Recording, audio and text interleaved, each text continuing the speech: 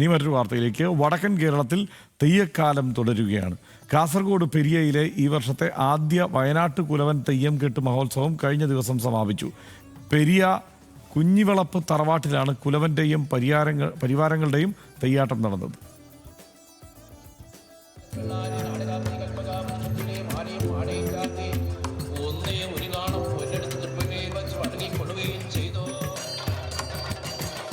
കാസർഗോഡ് ജില്ലയിൽ തീയർ സമുദായത്തിൽപ്പെട്ടവരുടെ പ്രധാന ആരാധനാമൂർത്തിയാണ് വയനാട്ട് കുലവൻ.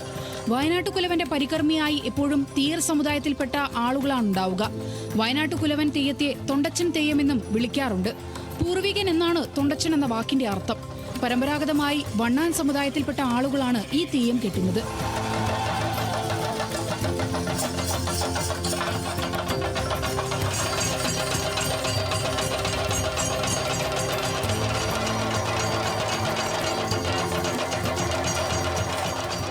വയനാട്ട് കുലവൻ തെയ്യത്തിന്റെ പരിപാവനമായ ഒരു അനുഷ്ഠാനമായി കരുതുന്ന ചടങ്ങാണ് ബോനം കൊടുക്കൽ. തെയ്യത്തിന്റെ ആട്ടത്തിനൊടുവിൽ ചൂട്ടൊപ്പിച്ച തീയക്കാരണവർ തലയിൽ മുണ്ടിട്ട് അന്ന് ചെത്തിയ കള്ള് പകർന്നു നൽകുന്ന ചടങ്ങാണിത്. അന്ന് മലനാടിറങ്ങിയ ദൈവം തന്റെ പ്രഭാവം കൊണ്ട് കുഞ്ഞാലി എന്ന മാപ്പിളയെ രക്ഷിക്കുന്നതും ആ ഭക്തന്റെ ഭോജന സമർപ്പണവുമാണ് ഈ അനുഷ്ഠാനത്തിന്റെ കാതൽ.